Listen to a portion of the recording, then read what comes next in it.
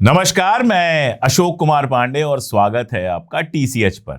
नरेंद्र मोदी और उनकी सरकार के बुरे दिन शुरू हो गए हैं और कायदे से शुरू हो गए हैं। परेशान हैं, माथे पर पसीना है, लगातार शिकन है और उनके समझ में ये नहीं आ रहा कि जो राक्षस उन्होंने बनाया था, जो हथियार उन्होंने बनाया था राहुल गांधी को बदनाम करने के लिए, कांग्रेस को बदनाम करने के लिए, विपक्ष को बदनाम करने के लिए, मुसलमानों का डीह्यूमनाइजेशन करने के लिए, मुसलमानों को विलेन साबित करने के लिए, वही हथियार मोदी जी और उनके सरकार को विलेन साबित करने लगा है।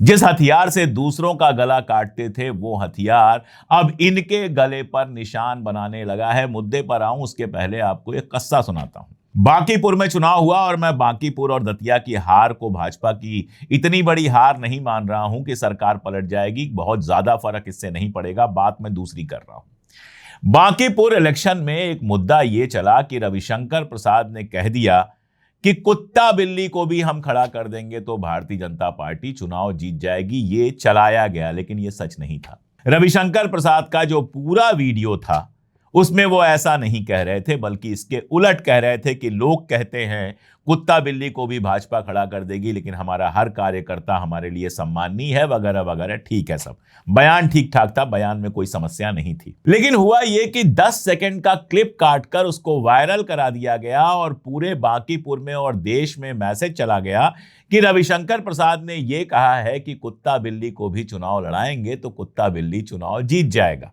खूब मुद्दा बनाया इस बात को प्रशांत किशोर ने और कहा जाता है कि उनकी जीत में इस 10 सेकंड के वायरल वीडियो ने भी बड़ा रोल निभाया। आपको कुछ याद आया? याद कीजिए, राहुल गांधी के बयानों के साथ तो यह काम भारतीय जनता पार्टी करती रही है। आलू से सोना मोदी जी का बयान था, उसको कोट कर रहे थे राहुल गांधी। 10 सेकंड का क्लिप निकालकर वायरल कर दिया गया। कांग्रेस उस समय सोशल मीडिया पर बेहद कमजोर थी और पूरे देश में मैसेज चला गया कि राहुल गांधी पप्पू हैं। और ये एक बार नहीं हुआ, ये बार बार हुआ। यानी ये हथियार तो अमित मालवीय एंड कंपनी का था, ये हथियार तो नरेंद्र मोदी का था कि 10 सेकंड की क्लिप वायरल करके राहुल गांधी और विपक्ष को बदनाम किया जाए, मुसलमानों को बदनाम किया जाए। ये सब काम तो भारतीय जनता पार्टी करती रही है। अब ये उनके उल्टा पड़ रहा है और इतना ज्यादा उल्टा पड़ रहा है कि निशिकांत दुबे से दुबले हुए जा रहे हैं। मेटा जो कंपनी है, जो फेसबुक को संभालती है, इंस्टाग्राम को संभालती है और व्हाट्सएप जो भाजपा का सबसे बड़ा हथियार है उसको भी संभालती है, उसके जो लोकल हेड हैं उनको हफ्ते में दूसरी बार तलब किया गया है। और दर्द इनका देखिए, दर्द इनका यह है कि सरकार विरोधी कंटेंट आपके यहां वायरल कैसे हो रहा है। डेटा दिया गया, कहा गया हफ्ते भर में सीजेपी जो पार्टी बनी, कॉकरोच जनता पार्टी, उसको 3 करोड़ व्यूज मिले। भारतीय जनता पार्टी को केवल 1 करोड़ व्यू मिले, जबकि कांग्रेस को 1.5 करोड़ व्यू मिले, समाजवादी पार्टी को 20 लाख, आम आदमी पार्टी को 10 लाख। और जो आरक्षण विरोधी कंटेंट बनाया गया था इस आंदोलन में फूट डालने के लिए, उस आरक्षण विरोधी कंटेंट को सिर्फ 80 लाख व्यूज मिले। यानी भारतीय जनता पार्टी का अपना हैंडल जो है वो कांग्रेस के हैंडल से पीछे रह गया है और सीजेपी के हैंडल से तो बहुत पीछे रह गया है। व्यूज जो मिल रहे हैं वो भारतीय जनता पार्टी के विरोधियों को मिल रहे हैं, नरेंद्र मोदी के विरोधियों को मिल रहे हैं। और ये सरदर्द बन गया है निशिकांत दुबे और नरेंद्र मोदी के लिए। आप देखिए, नरेंद्र मोदी जी ने व्यूज के लिए क्या क्या नहीं किया। रील बनाई, एक रील बनाई, दूसरी रील बनाई, तीसरी रील बनाई, अब सब लोग इंतजार कर रहे हैं चौथी रील कब आएगी। गए आंध्र प्रदेश तो वहां 13,000 लड़कियां जो हैं वो ढिमसा डांस कर रही थी, उसकी रील बनाकर चलाई गई। अजीब अजीब अंग्रेजी सब कैप्शन लगा के, कुछ हॉलीवुड का सब कैप्शन लगाकर मोदी जी की रीलें बनाकर भारतीय जनता पार्टी डाल रही है, लेकिन कोई पूछ नहीं रहा है। और वहीं नरेंद्र मोदी के खिलाफ जो रीलें बन रही हैं वो रीलें वायरल हो रही हैं, मिलियंस व्यू आ रहे हैं, छोटे छोटे बच्चे। ये तो सीजेपी कांग्रेस वगैरह का जोड़ा है। अगर जोड़ लेते कि इंस्टाग्राम वगैरह पे जो छोटे छोटे बच्चे 20 साल 22 साल 24 साल 25 साल के बच्चे बना रहे हैं रील, अगर उनको जोड़ लेते तब तो इनको चक्कर आ जाता, गश खाकर गिर पड़ते। एक रील मैं आपको बताऊं बन रही है जिसमें कोई महिला खड़ी होती है और फिर कहती है, वो एक गाना है ना, आपको याद होगा, हमको ये नहीं मांगता हमको वो नहीं मांगता, उस वाले गाने पे रील बन रहा है कि हमको नरेंद्र मोदी नहीं मांगता, हमको फला नहीं मांगता, और हमको क्या मांगता, राहुल गांधी मांगता। कल मैं इंस्टा पे चेक कर रहा था, मिलियंस ऑफ व्यूज हैं ऐसी रील्स को और सैकड़ों ऐसी रील बनी हुई हैं। अब जिस इंस्टाग्राम, फेसबुक और बाकी जगहों पर भारतीय जनता पार्टी छाई रहती थी, वहां अगर भारतीय जनता पार्टी के खिलाफ इतना सब कुछ हो रहा है, उनके खिलाफ बनने वाली रील लगातार वायरल हो रही हैं, तो नरेंद्र मोदी की चिंता तो बढ़ेगी ही। उनके समझ में आ गया है कि देश की जनता उनके खिलाफ हो रही है। और देखिए, चाहे वो चुनाव आयोग हो, चाहे वो ईवीएम मशीन हो या कोई सेटिंग हो, 2, 4, 5% जहां पे होगा वहां तो आगे पीछे कर लेगी। लेकिन अगर नरेंद्र मोदी के खिलाफ आंधी चल गई चुनाव में, तो ज्ञानेश कुमार भी उसमें उड़ जाएंगे, उनका ज्ञान भी उसमें उड़ जाएगा, कुछ नहीं कर पाएंगे। और ये बात भारतीय जनता पार्टी जानती है। आप देखिए, अमित शाह तो गायब हैं, जिनको सबसे मजबूत आदमी बताया जाता है, संसद के अंदर पैर नहीं रख पा रहे। और मुद्दा कोई एक नहीं है, नीट पर हो रहा है, राम मंदिर के चढ़ावा चोरी पर क्या क्या वीडियोस बने हैं, पूछिए मत। समाजवादी पार्टी रोज संसद के बाहर वो दान पात्र वाला अपना नुक्कड़ नाटक खेल रही है। पप्पू यादव पे हमला वमला हुआ, हमलावर भाजपा के निकल गए, दब गया मामला। लेकिन राम मंदिर चढ़ावा चोरी का मामला रोज बढ़ता जा रहा है। अभी एक वीडियो, एक यूट्यूबर जिन्होंने इसको ओपन किया था, वो एक और वीडियो लेके आए हैं और बता रहे हैं कि मंदिर का बजट जानबूझकर बढ़ाया गया। आरएसएस के एक नेता जो वहां पर थे समिति में, उन्होंने इस्तीफा दे दिया, बताया मेरी हेल्थ अच्छी नहीं रहती है। तो पूरी तरह से भगदड़ मची हुई है, एकदम परेशान हैं और ये समझ नहीं पा रहे हैं कि रातों रात क्या हो गया। इनको लगता है कि मेटा या बाकी सब जो हैं वो कुछ सेटिंग कर देंगे तो इनके व्यू बढ़ जाएंगे। गुरु, सेटिंग से मामला बहुत आगे बढ़ चुका है। कोई चीज एल्गोरिदम में कब आती है? मान लीजिए किसी एक इशू पे, जैसे मैं वो बात कर रहा था, हमको ये नहीं मांगता, हमको वो नहीं मांगता, हमको राहुल गांधी मांगता वाला जो गाना है, उस गाने के मान लीजिए वीडियो की आप बात कर लीजिए, तो क्या होता है? एक ने बनाया, मान लीजिए उसको 5 लाख 10 लाख व्यू मिल गया, दूसरे को लगा अरे इस पर व्यू मिल रहा है और मेरे मन की भी बात है, तो उसने भी बना दिया, फिर व्यू मिल गया, तीसरे ने भी बनाया, चौथे ने भी बनाया। जब एक ही तरह का 4 वीडियो 5 वीडियो 10 वीडियो 50 वीडियो हो जाएगा, तो जाहिर है वो एल्गोरिदम में आ जाएगा, ट्रेंड करने लगेगा। तो जिसको 2 लाख व्यू मिलना चाहिए था उसको 5 लाख मिलेगा, जिसको 5 लाख मिलना चाहिए था उसको 10 लाख मिलेगा, 10 लाख जिसको मिलना चाहिए था उसको मिलियन मिल सकता है। एल्गोरिदम तो ऐसे ही काम करता है। पहले जब कांग्रेस के खिलाफ माहौल बनाया गया था तो राहुल गांधी को गालियां देना ट्रेंड में था, ट्रेंडिंग हो जाता था। राहुल गांधी के लिए कोई इनोवेटिव गाली ले आइए, एक देगा, दूसरा देगा, तीसरा देगा, चौथा देगा, उसके बाद वो ट्रेंडिंग हो जाएगा। अब इसका उल्टा हो गया है, नरेंद्र मोदी को गाली दीजिए, एक देगा, दूसरा देगा, तीसरा देगा, चौथा देगा, वो ट्रेंडिंग हो जाएगा। आप आके रो देंगे और माफ कर देंगे, उससे बच्चे सुधर जाएंगे। अरे ये बच्चे हमारी बात नहीं सुनते। इनके पहले वाली पीढ़ी ऐसी थी कि हमारी बात सुन लेती थी, करती अपने मन की थी, ये तो बात भी नहीं सुनते। ये सारी दुनिया से जुड़े हुए हैं, ये दुनिया भर की रील्स देखते हैं कि ट्रंप के खिलाफ कैसी कैसी रील अमेरिका के बच्चे बनाते हैं, या इंग्लैंड में कैसी कैसी रील बनती है वहां के प्रधानमंत्री के खिलाफ। तो उनको लगता है अगर वो बना सकते हैं तो हम क्यों नहीं बना सकते। दरअसल एल्गोरिदम का पूरा खेल कंट्रोल करना भी चाहेगी भारतीय जनता पार्टी, तो नहीं कर सकती। मेटा को ये बुलाएंगे, सवाल पूछेंगे, ठीक है प्रधानमंत्री मोदी का वीडियो कुछ घंटों के लिए हटाया गया था, उसके लिए भले मेटा माफी मांग ले, लेकिन ये नहीं कर सकता कि सरकार के समर्थन वाली पोस्ट चलेगी और विरोध वाली पोस्ट नहीं चलेगी। यहीं से दर्शक उसको भी मिलते हैं और इसी से उसकी भी दाल रोटी चलती है। अगर जनता के जो एक्सप्रेशन है उसको वो दबाने लगेगा, सप्रेस करने लगेगा, तो उसको ही ज्यादा नुकसान होगा। वहां तो जो चलेगा उसको चलाया जाएगा। हालांकि वहां नीतियां ऐसी हैं कि आप बीजेपी के खिलाफ लिख दो तो कई बार आपके व्यूज रेस्ट्रिक्ट हो जाते हैं, फेसबुक पर तो कम से कम है। लेकिन इसके बावजूद वही मैंने कहा कि जब आंधी आती है तो फिर कुछ नहीं रुक पाता है, ना ट्रेंडिंग रुकता है, ना कुछ रखता है। और सोचिए प्रधानमंत्री और प्रधानमंत्री के पूरे गए जो क्या कहूं मैं मंत्रिमंडल हैं और निशिकांत दुबे जैसे लोग हैं, उनकी चिंता में देश नहीं है। उनकी चिंता में नीट का पेपर लीक नहीं है। उनके ये समझ में नहीं आ रहा है कि नीट के पेपर लीक के मुद्दे पर बच्चे कितना नाराज हैं, और उस पर आंदोलन जब हुआ तो जो लाठियां चली, उनकी गूंज कहां कहां तक पहुंची है, वो समझ ही नहीं पा रहे हैं। वो समझ ही नहीं पा रहे हैं कि हिंदू मुसलमान का उनका खेल खुलकर सामने आ गया है और अब जनता इसको और खेलने के लिए तैयार नहीं है। वो समझ ही नहीं पा रहे हैं कि नेहरू को गाली देने से अब उनके वोट बढ़ेंगे नहीं, घटेंगे।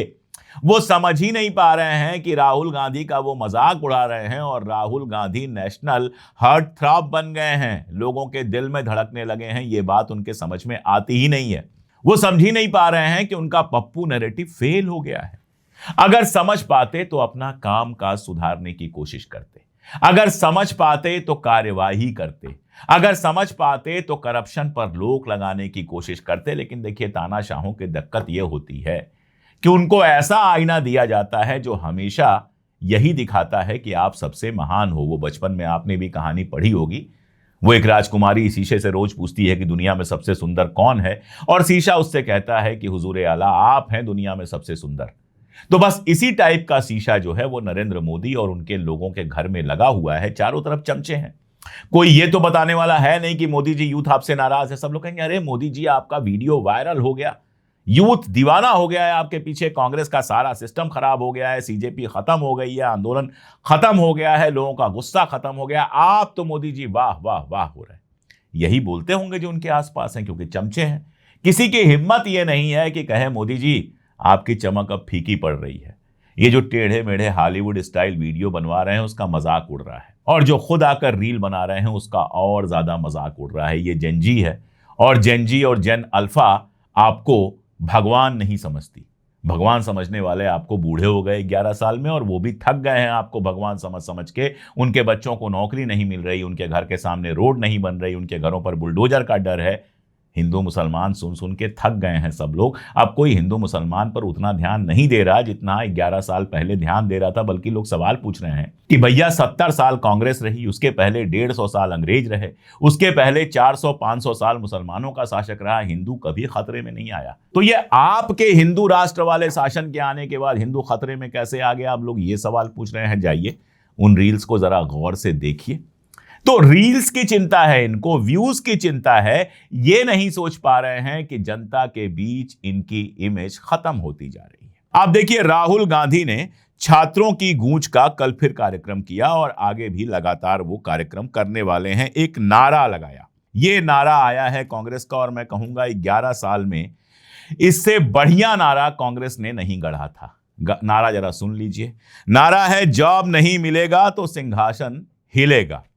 अब मैं हिंदी का लेखक हूं, अगर मैं व्याकरण वगैरह देखूं तो इसमें गड़बड़ी निकल सकती है, लेकिन यह ऐसा नारा है जो युवाओं को सीधे जाकर समझ में आएगा। कोई टेढ़ा मेढ़ा नहीं है, कोई थियरी की बात नहीं है, बहुत सीधा मामला है कि भैया जॉब नहीं दोगे तो सिंहासन हिलेगा, यानी गद्दी जाएगी। अब आप ये बताइए, जो बेरोजगार युवक है, जो दिल्ली में, इलाहाबाद में, पटना में, हैदराबाद में छोटे छोटे कमरे लेकर तैयारी करता है, एग्जाम देता है, या अपने घर में बैठकर खाना पीना छोड़कर लगा रहता है, सुबह 4 बजे उठ जाएगा, लगातार काम करेगा, बाहर नहीं जाएगा, अपनी हेल्थ चौपट कर लेगा, महीनों महीनों तैयारी करेगा, कोचिंगों में लाखों की फीस देगा, इतना सब कुछ जो युवा करेगा, और उसके बाद जब पेपर देगा तो पेपर लीक हो जाएगा।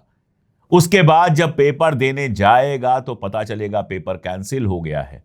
उसके बाद जब यह पता चलेगा कि जहां 200 नौकरियां निकलती थी वहां 20 नौकरियां निकल रही हैं।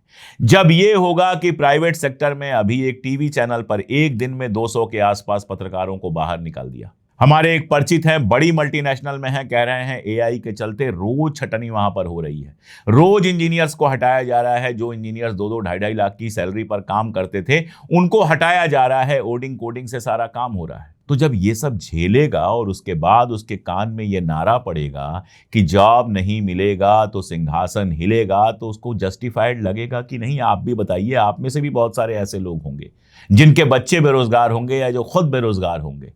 ये बात सही है कि नहीं कि जो सरकार रोजी रोटी नहीं दे सकती है वो किस काम की? हमारे जमाने में नारा लगता था, रोजी रोटी दे न सके जो, वो सरकार निकम्मी है, और जो सरकार निकम्मी है वो सरकार बदलनी है। ये हमारे टाइम का नारा था। रोजगार हमेशा एक मुद्दा रहा है। हिंदुस्तान जैसे देश में युवाओं के लिए रोजगार हमेशा एक मुद्दा रहा है, तो वो हमारे दौर का नारा था, हमारी भाषा में था।